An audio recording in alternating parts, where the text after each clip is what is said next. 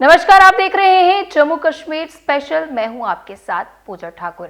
तो खबरों की शुरुआत करते हैं जम्मू कश्मीर विधानसभा में चल रहे बजट सत्र से, जहां भाजपा के विधायक श्यामलाल शर्मा ने आज विधानसभा में उस समय वॉकआउट किया जब उन्होंने कोट बलवाल डंपिंग साइट पर कचरा जमा करने और आसपास के लोगों पर उसके दुष्परिणाम को लेकर सवाल पूछा, जिसका कि उन्हें माकूल जवाब नहीं मिला। मेरा स्टार्ट क्वेश्चन था 971, उसका जवाब जो मिला है मुझे, मैंने ये पूछा था कि क्या ये सच्चाई है कि पूरे जम्मू शहर का कचरा जो है, इवन डिजाइनिंग एरिया पंचायत का भी, पूरे जम्मू का ही लगा लो, आप कोट बलवाल में जो साइट है उस पे डंप करते हैं और वहाँ ओपन में है वो, तो जवाब मुझे मिलता है कि ठीक है हम करते हैं, लेकिन वहाँ scientific solid waste management site is being developed. और फिर मैंने पूछा था अगर ये सच्चाई है तो क्या वहाँ जो आगे आस पड़ोस रहने वाले लोग हैं, वहाँ का माहौल, इन्वायरमेंट और उनकी हेल्थ पे इसका बैड असर नहीं हो रहा है, बुरा असर नहीं हो रहा है? कहते हैं नो सर, कॉमन सेंस सी। तो मैं जवाब से सेटिस्फाई कैसे? कहते हैं नो सर, वहां 800 मीटर पे डिग्री कॉलेज है, आपने भी देखा होगा, और साथ में एक्स सर्विसमैन की कॉलोनी है, आसपास बड़े बड़े गांव हैं। तो कहते हैं नो सर। फिर सी में मैंने पूछा था, if reply to part B in the affirmative the step taken for framing DPR, कि अगर ये सवाल आपके जो पूछा है तो आपने कोई डीपीआर बनाई है डिस्पोजल करने के लिए, वेस्ट मैनेजमेंट पूरे जम्मू शहर का, पूरी कारपोरेशन का, और डिजाइनिंग पीआरआई जो हैं पंचायती राज के जो पंचायतें हैं? तो कहते हैं नो सर। मेरे पास और चारा क्या था? और जब चेयर भी कहीं ना कहीं उनको फेवर करती है तो मुझे लगता है कि इस हाउस की, इस सदन की जो गर्मा है उसको नुकसान होता है। और मैं एक जुम्मेवार नुमाइंदा, मुझे चुन के लोगों ने भेजा है, तीसरी बार का विधायक हूं, मंत्रालय भी देखे हुए हैं और थोड़ा बहुत सब्जेक्ट की जानकारी भी रखता हूं। तो जो नीचे से बाबू लोग जवाब बना के भेजेंगे, सरकार पढ़ देगी, सरकार को जो है वो चेयर डिफेंड करेगी और सरकार जो है वो उन बाबू लोगों को डिफेंड करेगी। ऐसा हम होने नहीं देंगे। जम्मू के बहुफोर्ट क्षेत्र से भाजपा के विधायक विक्रम रंधावा ने आज जंगलात की जमीन पर किए गए नाजायज कब्जे का मुद्दा विधानसभा में उठाया और कहा कि जिन लोगों के पास जंगलात की जमीन के नाजायज कब्जे हैं, उनसे जमीन खाली करवाई जाए। इसके अलावा रंधावा ने पीएचई के डेली वेजरों व उनसे जुड़े अन्य मसलों को भी विधानसभा में उठाया। फॉरेस्ट, जल शक्ति, ट्राइबल अफेयर्स, मुझे लगता था कि ये डिपार्टमेंट्स ऐसे हैं जो पब्लिक से जुड़े हुए डिपार्टमेंट हैं। जंगलात की बात की, जंगलात काफी हद तक कब्जा हुआ है और मेरी कॉन्स्टिट्यूंसी बहुत इफेक्टेड है। बठिंडी से ऊपर का इलाका, जंगलात की जमीनें कब्जे होकर बड़े बड़े पैलेटियल हाउसेस बने हुए हैं, शॉपिंग मॉल्स बने हुए हैं, दुकानें बनी हुई हैं। हमने कहा है कि कोई गरीब व्यक्ति है जिसने जंगलात की 2, 4, 5 बनने तक अगर जगह पे घर बनाया है या अपना बिजनेस दुकानदारी बनाई है, उसको चाहे बख्श दो, वो कोई भी है, किसी भी जात से है। लेकिन ये जो बड़े बड़े बंगलों वाले हैं, इन पे कार्रवाई होनी चाहिए। अगर सरकार किसी कारण उनसे रिट्रीव नहीं करवा सकती तो उनसे जितनी जमीन उनके पास सरकारी है, आज की रेट का मार्केट रेट और विद ऑल द पेनल्टीज डाल के उनसे रिकवरी करके, ताकि डिपार्टमेंट को उस जमीन का कोई जो है मुआवजा मिल सके। पानी को लेके मैंने बात की कि आज घरों तक पानी पहुंचाने वाले सड़कों पे सरकार की जाब्तियां बर्दाश्त कर रहे हैं। आज क्यों सड़कों पे है? कल से उन्हें कोई शौक नहीं है इस गर्मी में सड़कों पे बैठने का या धरना प्रदर्शन करने का। उनकी मजबूरी है, उनकी नहीं सुनवाई हो रही, अपने हक के लिए लड़ रहे हैं, उनकी सुनवाई होनी चाहिए। अगर 1-2 दिन में उनका इश्यू सेटल नहीं हुआ तो पूरे जम्मू कश्मीर में एक एक बूंद के लिए त्राई हो जाएगी। मैंने तो कहा कि कोई एमएलए मंत्री हो सकता है बैकडोर से टैंकर ले लेंगे, लेकिन आप गरीब आप व्यक्ति आम नागरिक का सोचो, जिसके घर में जब 2 दिन तक पानी नहीं जाएगा तो क्या करेगा। इसके अलावा पीएचई का एक बड़ा बर्निंग इश्यू है। शुरू से हमारी पिछली सरकारों की पॉलिसी रही है कि जिनके घरों में जो लोग अपनी जमीन सारा देंगे, गाड़ी कमाई की जमीन जो है ट्यूबवेल बनाने के लिए देंगे, उस ट्यूबवेल के रखरखाव के लिए उस परिवार का एक बच्चा जो है वहां पे एम्प्लॉय किया जाएगा। कई जगह हुए भी होंगे, लेकिन जितने भी हुए हैं वो कैजुअल लेबर ही कंसिडर हो रहे हैं। आज तक उनको परमानेंट नहीं किया गया है, उन सबको परमानेंट करना चाहिए। और कई जगह तो आपने जमीन भी ले ली, ट्यूबवेल भी बना लिया, लेकिन उस घर से किसी को अकोमोडेट आज तक नहीं किया, फाइल पेंडिंग पड़ी, वो दर दर की ठोकरें खा रहे हैं, उनके घरों से ट्यूबवेल चल रहा है। अगर उन्होंने ट्यूबवेल बंद कर दिया तो सरकार को मुश्किल का सामना करना पड़ेगा। ये पॉलिसी चेंज करके कि ट्यूबवेल की जिस दिन शुरुआत हो उसी दिन उस परिवार के बच्चे को अपॉइंटमेंट लेटर भी दिया जाए और उसी दिन से उसकी नौकरी शुरू होनी चाहिए। पीएचई के डेली वेजर्स ने आज अपने 72 घंटे की काम छोड़ो हड़ताल के दूसरे दिन भी सड़कों पर उतरकर जोरदार प्रदर्शन किया। इस दौरान उन्होंने सचिवालय घेराव की कोशिश की, जिसे पुलिस ने विफल कर दिया। सरकार से यही अपील है कि हमारी रेगुलेशन पॉलिसी, पेंडिंग वेजेस और जो मिनिमम वेजेस एक्ट है, जैसे आप जानते थे कि जम्मू कश्मीर एक ही स्टेट थी, इन्होंने 2 यूटियाँ बना दी। अगर लद्दाख को ये दे रहे हैं तो जम्मू कश्मीर को देने में इनको क्या हो रहा है। हम अपना हक मांग रहे हैं, हम किसी से भीख थोड़ी मांग रहे हैं। अगर एनसी सरकार ने वादा किया कि फर्स्ट कैबिनेट में हम इनको पक्का करेंगे, आज वो कमेटी बना रहे हैं। पिछले कई सालों से हमने देखी कमेटियां बनती आई, कमेटियों पे हमें गुमराह ना करें। हमारा सीधा सा संदेश है कि हम घर वापस नहीं जाने वाले जब तक हमें पॉलिसी ना दी जाए। आपकी स्ट्राइक है आगे? जी मैम, अभी तक तो 72 घंटे की है, ये आगे भी बढ़ सकती है। जैसे हमारे कमेटी मेंबर बोलेंगे वैसे ही हमारी आगे भी बढ़ सकती है कॉल।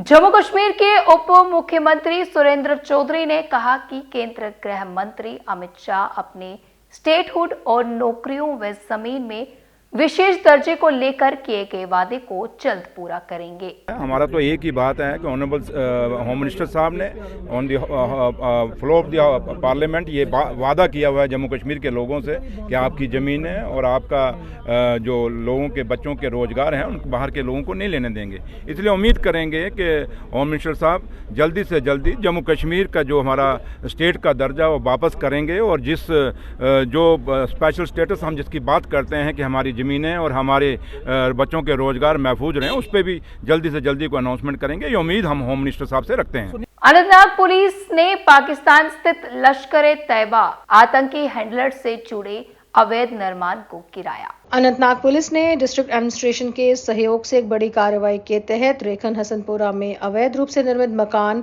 और प्लिंथ को ध्वस्त कर दिया, जिससे एनक्रोच की गई स्टेट लैंड को रिक्लेम किया गया। ये प्रॉपर्टी हारून रशीद गनी, जो कि अब्दुल रशीद गनी का बेटा है, के नाम पर थी। वह पाकिस्तान स्थित प्रतिबंधित आतंकी संगठन लश्कर-ए-तैयबा का एक प्रमुख हैंडलर है। हारून रशीद गनी 2018 में पाकिस्तान में रहकर टेरर एक्टिविटीज प्लान कर रहा था, जिसका मकसद नेशनल सिक्योरिटी को नुकसान पहुंचाना है। ये क्रैकडाउन आतंकवाद के नेटवर्क को खत्म करने और उनके सपोर्ट सिस्टम को नष्ट करने के तहत किया गया। अनंतनाग पुलिस इस बात के लिए कमिटेड है कि कोई भी इंडिविजुअल या ग्रुप गवर्नमेंट लैंड का मिसयूज अवैध गतिविधियों के लिए ना कर सके। अनंतनाग पुलिस आतंकी ऑपरेटिव्स और उनके फैसिलिटेटर्स के खिलाफ सख्त एक्शन जारी रखेगी, जिससे जिले में टेररिज्म के खिलाफ स्ट्रॉन्ग मैसेज दिया जा सके। भारतीय सेना ने पीओजेके से 2 लापता युवाओं के पार्थिव शरीर की वापसी करवाई।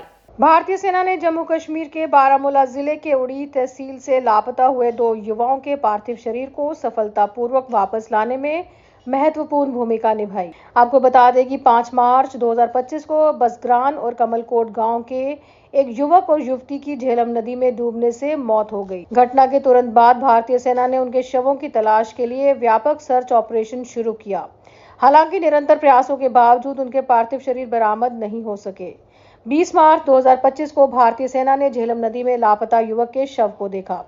एक विशेष रेस्क्यू टीम, जिसमें गहरे पानी में गोताखोरी विशेषज्ञ भी शामिल थे, तुरंत शव को निकालने के लिए तैनात की गई। लेकिन नदी की तेज धाराओं के कारण शव नियंत्रण रेखा को पार करते हुए पाकिस्तान अधिकृत जम्मू कश्मीर के चकौती सेक्टर में बह गया। जिससे भारतीय क्षेत्र में उसका पुनर्प्राप्त करना असंभव हो गया। इसके बाद भारतीय और पाकिस्तानी सेनाओं के बीच मानवीय आधार पर सहयोग स्थापित हुआ, जिसके तहत शवों को बरामद करने के प्रयास किए गए। 20 मार्च 2025 को दोपहर 12 बजे पाकिस्तानी अधिकारियों ने दोनों लापता युवाओं के शवों को औपचारिक रूप से भारतीय सेना को उड़ी सेक्टर के कमान अमन सेतु पर सौंप दिया। शवों के हैंडओवर के बाद उन्हें अंतिम संस्कार के लिए परिवारों को सौंप दिया गया। शोकाकुल परिवारों ने अपने प्रियजनों के सम्मानजनक और सुरक्षित वापसी सुनिश्चित करने के लिए भारतीय सेना के प्रति गहरी कृतज्ञता व्यक्त की। यह मानवीय सहयोग इस बात को दर्शाता है कि त्रासदी के समय मानवीय मूल्यों और सीमा पार सहयोग की कितनी महत्वपूर्ण भूमिका होती है। डेमोक्रेटिक प्रोग्रेसिव आजाद पार्टी के जिला अध्यक्ष गौरव चोपड़ा द्वारा किया गया पत्रकार वार्ता का आयोजन, जिसमें उन्होंने जम्मू कश्मीर में भाजपा की नीतियों पर सवाल उठाए। आप जानते हैं कि परसों असेंबली के अंदर भारतीय जनता पार्टी के ऑपोजिशन के leader honourable MLA Shri Sunil Sharma ji ने जो बयान दिया वो एक निंदनीय बयान था। हम स्टार्टिंग से कहते आ रहे थे कि जब 370 तोड़ा गया, एक स्टेट को, महाराजा हरि सिंह जी की स्टेट को यूटी में तब्दील किया गया, तो क्या इसलिए तब्दील किया गया कि मंदिरों के शहर को वाइंशा माफिया का शहर बना दिया गया, माइनिंग माफिया का शहर बना दिया गया, बेरोजगारी का और प्रदर्शनों का शहर बना दिया गया। तो उनका बयान आता है कि यहाँ 370 तोड़ने के बाद, एक स्टेट को यूटी में तब्दील करने के बाद यहाँ हमने खुशहाली लाई, और उस खुशहाली को वो जम्मू के यूथ के साथ जोड़ते हैं, जम्मू के रोजगार के साथ जोड़ते हैं, उसको ख़त्म करने का एक किस्म का वो इनडायरेक्टली यहाँ पे बात करते हैं। और वो कहते हैं कि ये अखंड भारत है, यहाँ हरियाणा से भी लोग आएंगे, कन्याकुमारी से भी लोग आएंगे, यूपी से भी लोग आएंगे, बिहार से भी लोग आएंगे और यहाँ नौकरियाँ करेंगे। आज मैं पूछना चाहता हूँ सुनील शर्मा जी, आप अपना स्टैंड क्लियर कीजिए। क्या आप स्टेटहुड देना चाहते हैं कि नहीं देना चाहते? और देना चाहते हो तो इस तरीके की बयानबाजी क्यों करते हो? जम्मू कश्मीर की जनता को आप गुमराह क्यों कर रहे हो? आज सुनील शर्मा जी ने जिस तरीके से बयान दिया, उनकी करनी और कथनी, उनकी मानसिकता, भारतीय जनता पार्टी के 28 एमएलओ की जो सोच है वो सामने आ गई कि ये स्टेटहुड नहीं चाहते, ये बाहर के लोगों को जम्मू की नौकरियां देना चाहते हैं। हम इसके खिलाफ हैं। आए दिन अगर सुनील शर्मा जी ने अपना स्टैंड क्लियर नहीं किया, जम्मू के बच्चों की बात नहीं की, तो हम हर गली, हर कूचे, हर डिस्ट्रिक्ट वाइज उनके खिलाफ प्रोटेस्ट करेंगे। श्री कैलक ज्योतिष एवं वैदिक संस्थान ट्रस्ट ने पत्रकार वार्ता कर 25 मार्च को आयोजित की जा रही सांस्कृतिक महोत्सव के बारे में जानकारी दी। जैसे आपको ज्ञात है कि ट्रस्ट देववाणी संस्कृत को बढ़ावा देने के लिए कई वर्षों से प्रदेश में कार्य कर रहा है। उसी कड़ी के चलते ट्रस्ट 25 तारीख मंगलवार को जम्मू कश्मीर सांस्कृतिक महोत्सव कराने जा रहा है। इस कार्यक्रम में अलग अलग डिपार्टमेंट्स की प्रदर्शनी रहेंगी। यह कार्यक्रम 25 मार्च मंगलवार को सुबह 11 बजे से शाम 5 बजे तक चलेगा। इसमें प्रदर्शनी रहेंगी। जो मुख्य कार्यक्रम होगा वो दोपहर 3 बजे कृषि विश्वविद्यालय सुकास्ट जम्मू के बाबा जित्तो सभागार में आयोजित होगा। इस कार्यक्रम के अध्यक्ष निरंजनी पीठाधीश्वर स्वामी कैलाशानंद गिरी जी महाराज रहेंगे और कार्यक्रम के मुख्य अतिथि जम्मू कश्मीर के महामहिम उपराज्यपाल मनोज सिन्हा जी होंगे और भी उनके साथ जो है गणमान्य नागरिक रहेंगे। ट्रस्ट का मात्र उद्देश्य है युवाओं को नशे से कैसे दूर रखा जाए और अपनी संस्कृति से वह जुड़े। उसी के चलते यह कार्यक्रम होगा और मैं जम्मू वासियों से आग्रह करता हूं कि इस कार्यक्रम की आकर शोभा बढ़ाएं, अपनी संस्कृति से जुड़ें, अपने कल्चर से जुड़ें और स्वामी जी के आशीर्वचन लें। और इसी के चलते ये प्रेस वार्ता रखी गई है और आप सभी जम्मू वासियों से आग्रह है कि आकर इस कार्यक्रम की शोभा बढ़ाएं। इसमें जो है पुष्प वर्षा होगी, जम्मू कश्मीर पुलिस का बैंड रहेगा और अन्य पशुओं की प्रदर्शनी होंगी। युवाओं को शस्त्रों के बारे, वेपन्स की प्रदर्शनी रहेंगी, कृषि विभाग की प्रदर्शनी रहेंगी और डोगरा फूड कोर्ट जैसे हमारे कलाड़ी कुलचा है, पीड़े के राजमा चावल हैं, अन्य विषयों पे कुड डांस होगा। रमालो राम जी से हमने संपर्क किया, वह भी वहाँ रहेंगे, उनकी पूरी टीम। तो एक लघु फिल्म भी बनाई है, एक अभिनंदन ग्रंथ है, उसका भी विमोचन होगा।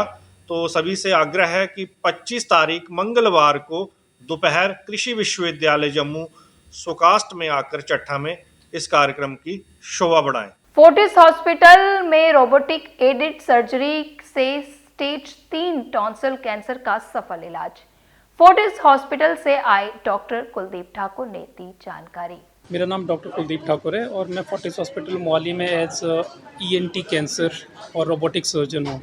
सो वहाँ पे हम जितने भी ENT कैंसर्स होते हैं उनको ट्रीट करते हैं। सबसे पहले मैं आपको बताता हूँ, जो ENT कैंसर्स है पुरुषों में सबसे कॉमन है। हर 100 नए कैंसर जो डायग्नोज होते हैं उसमें से 20 कैंसर ENT कैंसर्स होते हैं। महिलाओं में भी चौथा सबसे कॉमन कैंसर है और हमारे देश में काफ़ी सारे पेशेंट जो है ना रिसेंटली डायग्नोज हो रहे हैं। इसके क्या कारण है, सबसे इंपॉर्टेंट हमें देखना पड़ेगा कि इसके कारण क्या है। सो मेजॉरिटी जो 95% जो कैंसर्स ENT कैंसर्स हैं वो तंबाकू, जो जैसे गुटखा हो गया, जर्दा हो गया, खैनी हो गया, इसके सेवन की वजह से होते हैं। स्मोकिंग और अल्कोहल 95% इसकी वजह से होते हैं। इसके अलावा जैसे ओल्ड एज में या फिर फीमेल्स होती है, उनमें हमें ये देखा गया है कि तीखा दांत जो जीभ में लग रहा हो या मुंह की चमड़ी में लग रहा हो या जैसे कोई डेंचर यूज़ कर रहे हैं, दांत पहन रहे हैं, वो इल फिटिंग है, प्रॉपर्ली फिट नहीं हो रहे हैं, उनमें भी क्रॉनिक इरिटेशन की वजह से कैंसर होने का रिस्क रहता है।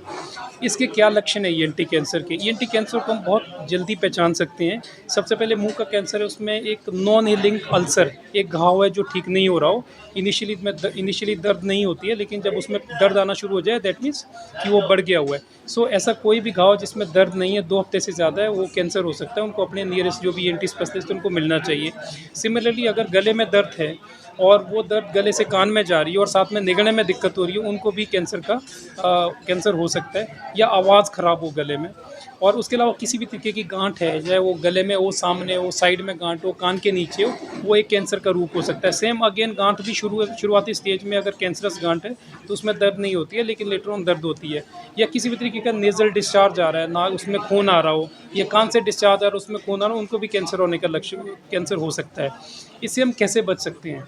95% केसेस में जो कैंसर्स हैं वो तंबाकू, स्मोकिंग और अल्कोहल की वजह से होते हैं। तो सिंपल सी बात है, अगर हम इन चीज़ों का सेवन बंद करेंगे तो हम काफ़ी हद तक कैंसर से बच सकते हैं। हमारे पास काफ़ी प्रमाण है जिसमें ये देखा गया है कि अगर इन चीज़ों का त्याग करें 10 से 15 साल में तो कैंसर का रिस्क बहुत कम हो जाता है। इसके साथ ही जैसे हम अपनी हैबिट, जो फूड हैबिट्स है उसको हम इम्प्रूव कर सकते हैं। जैसे सब्जी हम ज़्यादा ले सकते हैं, फ्रूट्स का आहार हम ज़्यादा कर सकते हैं। सो इससे हम बचे जा सकते हैं। मैं एक इंपॉर्टेंट चीज़ आपको बताना चाहता हूँ कि कभी भी अगर कोई डॉक्टर बोलता है कि हमें कैंसर का शक लग रहा है और इसमें बायोप्सी करनी पड़ेगी, तो आप कृपया करके बायोप्सी करें। ये ऐसे हमारे पास कोई भी प्रमाण नहीं है जिससे हम ये बोलें कि जी बायोप्सी करने से जो है ना कैंसर बढ़ जाता है या लिवर टच करने से कैंसर बढ़ जाता है, ऐसा नहीं होता है। तो अगर कोई बोलता है कि आप बायोप्सी करें तो प्लीज़ आप बायोप्सी करें। शिवसेना उद्धव बालासाहब ठाकरे की मुगल रोड व मुगल गार्डन का नाम बदलने की मांग। पार्टी प्रदेश अध्यक्ष मनीष साहनी ने कहा कि विशिष्ट स्थलों पर मुगलिया छाप मंजूर नहीं है। जो प्रदर्शन है वो जम्मू संभाग के रजौरी पुंछ को कश्मीर से मिलाने वाली सड़क, जिसका नाम जो है मुगल रोड रखा गया है, उसके नाम को ऐतराज को लेकर है। कश्मीर के अंदर जो मुगल गार्डन है उसके ऐतराज को लेकर है। देखिए, हमारी मांग है कि देश के क्या, जम्मू कश्मीर के, देश के किसी भी प्रतिष्ठित स्थलों का नाम पर जो है मुगलिया छाप हमें कतई मंजूर नहीं है। हमारी मांग है कि मुगल रोड का नाम डोगरा वंश के संस्थापक महाराजा, जो जम्मू कश्मीर के पहले महाराजा थे, उनको सम्मान देते हुए महाराजा गुलाब सिंह रोड रखा जाए। इसी तरीके से जो कश्मीर में मुगल गार्डन है, देखिए कश्मीर को कश्यप ऋषि के नाम से जाना जाता है। कश्यप ऋषि ने ही जो है कश्मीर को बचाया था। आज उनकी यादों को जो है पूरी तरह से ख़त्म किया जा रहा है। मांग है कि कश्मीर के मुगल गार्डन का नाम कश्यप ऋषि गार्डन के नाम पर रखा जाए। देखिए, जम्मू कश्मीर कभी अंग्रेजों का गुलाम नहीं रहा। जम्मू कश्मीर के अंदर जितने भी जो है मुगल शासक आए उनको भी हमने धूल चटाई। यहाँ तक कि महमूद गजनवी जैसे खूंखार मुगलिए शहनशाह को भी जो है जम्मू कश्मीर आकर अपनी जान बचाकर जो है खाली हाथ यहाँ से लौटना पड़ा था। आज शिवसेना जम्मू कश्मीर के माननीय उपराज्यपाल जी से मांग करते हैं कि तत्काल प्रभाव में मुगल रोड का नाम बदला जाए, महाराजा गुलाब सिंह रखा जाए और मुगल गार्डन का नाम जो है वो कश्यप ऋषि गार्डन वहाँ का नाम रखा जाए। आप याद कीजिए, राष्ट्रपति भवन दिल्ली के अंदर भी मुगल गार्डन हुआ करता था, जिसका नाम जो है वो बदल दिया गया है। हमें देश के जम्मू कश्मीर के किसी भी प्रतिष्ठित स्थलों का नाम पर मुगलिया छाप कतई मंजूर नहीं। कुलगाम में ग्लेशियर संरक्षण थीम के तहत मनाया गया विश्व जल दिवस। वर्ल्ड वाटर डे के मौके पर कुलगाम में इस वर्ष की थीम ग्लेशियर प्रिजर्वेशन के तहत विभिन्न कार्यक्रमों का आयोजन किया गया। इस कार्यक्रम का उद्देश्य ग्लेशियरों के महत्व और जल संरक्षण की आवश्यकता पर जागरूकता बढ़ाना था। इस दौरान डीसी कुलगाम ने प्रतिभागियों को जल संरक्षण की शपथ दिलाई, जिसमें पानी के विवेकपूर्ण उपयोग और दूसरों को भी प्रेरित करने की प्रतिबद्धता जताई गई। कार्यक्रम में क्लाइमेट चेंज का ग्लेशियर्स पर प्रभाव और जल संरक्षण की आवश्यकता पर जागरूकता सत्र और चर्चा आयोजित की गई। एक्सपर्ट्स ने जल के सतत उपयोग और इसके महत्व पर बल दिया। वोडर कंगर में फकीर मोहम्मद खान की मौत पर बीजेपी ने उच्च स्तरीय जांच की मांग। बीजेपी के वरिष्ठ नेताओं का एक प्रतिनिधिमंडल आज वोडर कंगन पहुंचा, जहां उन्होंने फकीर मोहम्मद खान के परिवार से मुलाकात कर शोक संवेदना व्यक्त की। उनकी अचानक और रहस्यमयी मौत से पूरे क्षेत्र सदमे में है। मीडिया से बात करते हुए बीजेपी स्पोक्सपर्सन अल्ताफ ठाकुर ने खान की संदिग्ध आत्महत्या को लेकर गंभीर सवाल उठाए और निष्पक्ष व उच्च स्तरीय जांच की मांग की। बीजेपी प्रतिनिधिमंडल ने फैमिली को पूरा समर्थन देने का भरोसा दिलाया और फोरेंसिक एनालिसिस और सभी एविडेंस की विस्तृत रिव्यू की मांग की, ताकि मौत के असली कारणों का पता चल सके। स्थानीय लोगों ने भी इस मामले को लेकर चिंता जताई और प्रशासन से गंभीरता से जांच करने की अपील की। जैसे जैसे इन्वेस्टिगेशन आगे बढ़ रही है, पूरे क्षेत्र को न्याय मिलने की उम्मीद है। देखिए, दुख की बात है कि फकीर मोहम्मद खान साहब हमारे बीच नहीं रहे। जहां तक फकीर मोहम्मद खान साहब का ताल्लुक था, एक दिन पहले मैं उनसे मिला था। मैंने पहले भी ये स्टेटमेंट कहा कि बहुत स्वस्थ थे, सेहतमंद थे, कोई डिप्रेशन नहीं लग रहा था उनके चेहरे पे।